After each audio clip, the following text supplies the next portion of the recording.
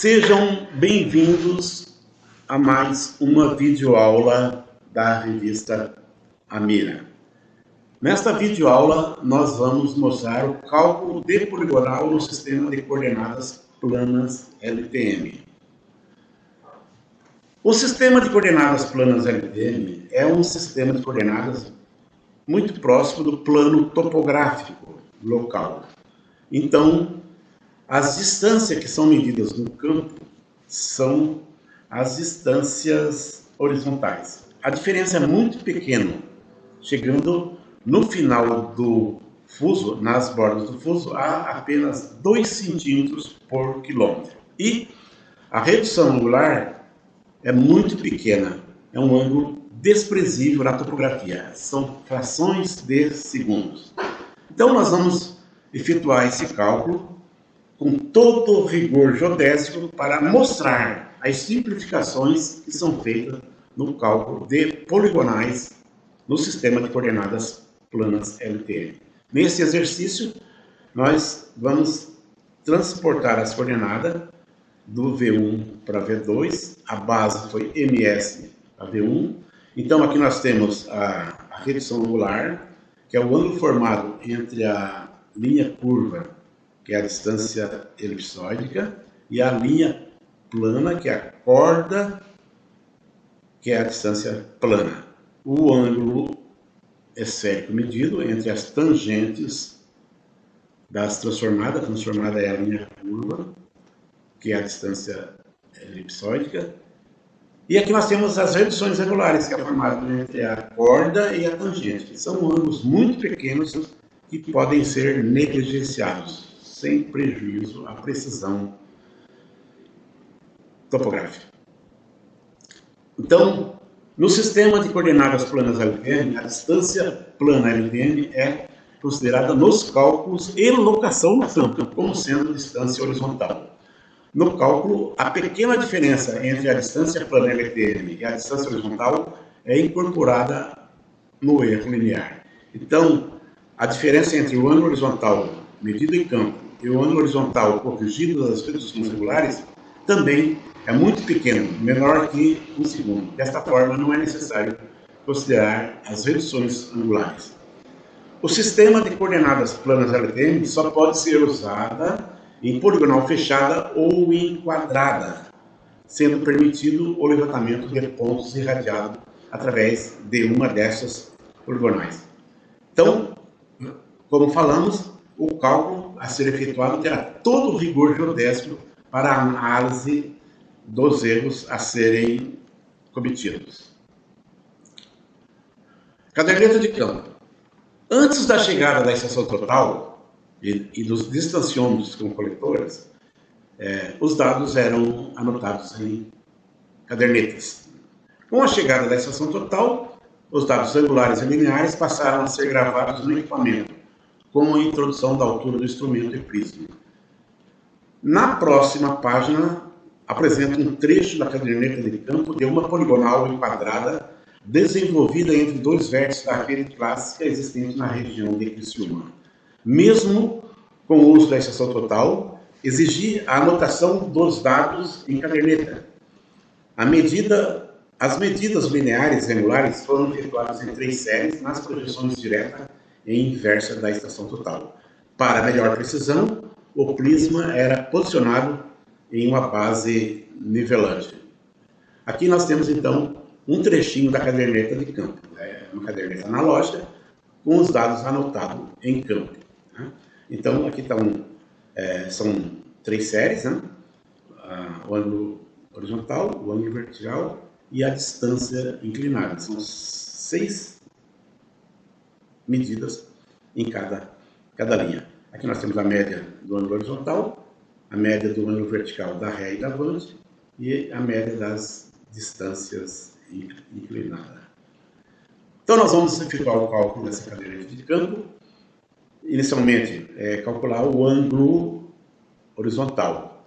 A fórmula que dá o ângulo horizontal médio é o somatório da posição direta da avante menos a posição direta da ré, mais a posição inversa da avante menos a posição inversa da ré, dividido por 2 vezes o n. Então, aqui nós temos, então, a média, né? Aqui nós temos os dados da primeira série da linha. Primeira série, segunda série, terceira série. E os respectivos cálculos. E aqui a média do ângulo horizontal. Aqui nós temos o ângulo vertical, a fórmula da média. O ângulo vertical é dado pela fórmula PD, posição direta, mais 360 menos a posição inversa, dividido por 2 vezes n números séries, né? Ou ângulos medidos. Aqui, os ângulos da visada ré, a sua respectiva média. Aqui, os ângulos da visada para avante e a sua respectiva média. A sequência dos cálculos, né? Os dados de saída, as coordenadas da linha vértice D1 com ré no vértice MS, as abscissas e ordenadas desses pontos, né? Aqui o azimuth da linha, azimuth de MS para V1 e o meridiano central do fuso LTM. E aqui a média do ângulo horizontal medido. Os dados de campo, do vértice 1 para o vértice 2, do vértice 2 para o vértice 1. Ângulo vertical, altura do instrumento, altura do prisma, a distância inclinada e o ângulo horizontal. Aqui já as médias do cálculo da caderneta. Aqui a redução do ângulo vertical das linhas, a redução ao nível do solo, como apresentamos na primeira videoaula, né? Então, do vértice 1 para V2, do vértice V2 para V1, aqui os respectivos ângulos já reduzidos. A partir da redução dos ângulos e da distância inclinada, nós efetuamos o cálculo da distância horizontal. É a diferença de ângulos verticais, dividido por 2, cosseno desse ângulo multiplicado pelo DI. Nós temos então aqui a distância média inclinada e a distância horizontal média. Lembrando que essa fórmula aqui já calcula a distância horizontal sem a influência da curvatura terrestre. Aqui nós calculamos a diferença de nível e altitude do vértice V2 com essa fórmula geodésica, ou seja, a diferença de nível é igual à distância inclinada vezes o seno da diferença de ângulos verticais, né, que leva em consideração a curvatura terrestre. Aqui nós temos os ângulos verticais reduzidos, né, a diferença de nível e a altitude do ponto da longe. A partir daí, nós vamos calcular a distância geoidal. A expressão é essa, a distância horizontal menos a correção, que é a distância horizontal vezes a altitude média dividida pelo raio médio da Terra naquele ponto. Aqui nós temos a altitude média. Aqui nós temos a determinação do raio médio. Para a determinação do raio médio e outros cálculos, nós precisamos da latitude aproximada, que a gente chama de filia. Não é a latitude definitiva, é uma latitude bem aproximada, que é dada por essa expressão aqui, ó. A latitude aproximada é igual a y', que é a diferença de ordenada do ponto para o valor, dividido pelo K0 vezes o alfa, que é o coeficiente geodésico que foi calculado já anteriormente. Nós temos esses dados tabelados. Né? Aqui, o cálculo y', né? É do ponto médio. Né? Então, a ordenada do ponto mais o cosseno do azimuth vezes a diferença, vezes a metade da distância horizontal. Né? Precisa do azimuth anterior, precisa da ordenada do vértice V1. Então, aqui nós temos os dados da fórmula e aqui temos a ordenada do ponto médio da linha. Tá? Bom, o ponto médio da linha, menos 5 milhões de metros, vai dar o y', que é o elemento da fórmula. Então, o y', que é esse valor aqui, ó. O K0, que é 0,9995, que é esse valor aqui. E o alfa, que é esse valor aqui, que é uma constante para o sinus 2000, vai nos dar a latitude aproximada. Aplicando a latitude aproximada na fórmula, nós temos o raio médio. Aplicando o raio médio na fórmula anterior, nós temos então a distância geoidal. Aqui é uma tabela das constantes e coeficientes de todos os elipsoides utilizados no Brasil. O elipsoide de Hayford, que é o córrego Alegre, dado do córrego Alegre, o GGI 67, que é o dado site 69, ou Joá, e o elipsoide GS 80, que é o Sirius 2000. Todos os coeficientes e constantes. Aqui nós efetuamos o cálculo da distância elipsoidal. Essa é a fórmula da distância elipsoidal, a partir da distância geoidal. É uma diferença muito pequena. Tanto é que em distâncias menores que 3 km, elas são consideradas iguais. Cálculo da distância plana. Para o cálculo da distância plana, nós necessitamos do cálculo do K, que é o coeficiente de escala. Então, o K é dado por essa expressão aqui. K é igual a K0 do sistema LTM, que multiplica 1 mais x' ao quadrado. X' é a diferença do x, ou a distância do x para o meridiano central, e dividido por 2 vezes o raio médio ao quadrado. O x', então, é essa diferença, que é x menos 200.000.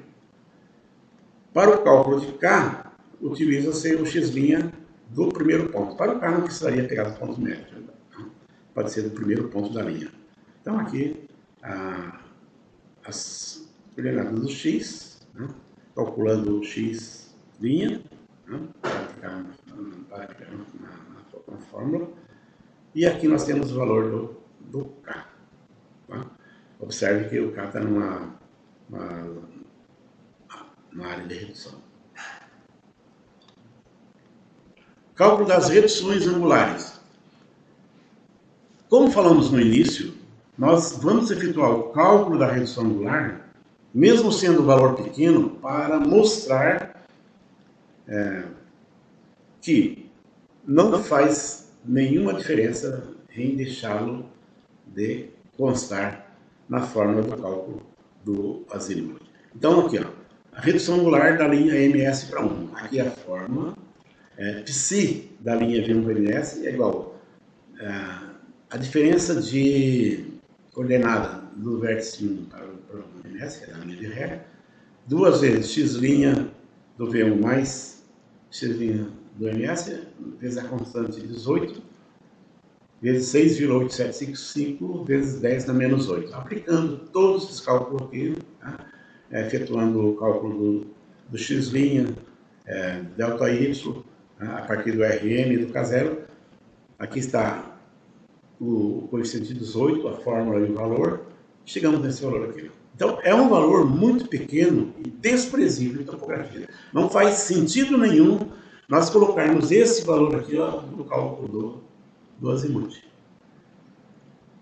Da mesma forma, a redução angular da linha V1 para V2.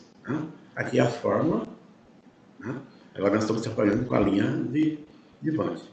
Todos os elementos calculados anteriormente, você recalcula para a próxima linha, evidente, mudando os valores. Então, efetuando todos os cálculos aqui, nós chegamos a uma redução angular de 0,02 km, valor desprezível em topografia. Então, aqui nós já mostramos que no sistema de coordenada LTM não se considera as reduções angulares.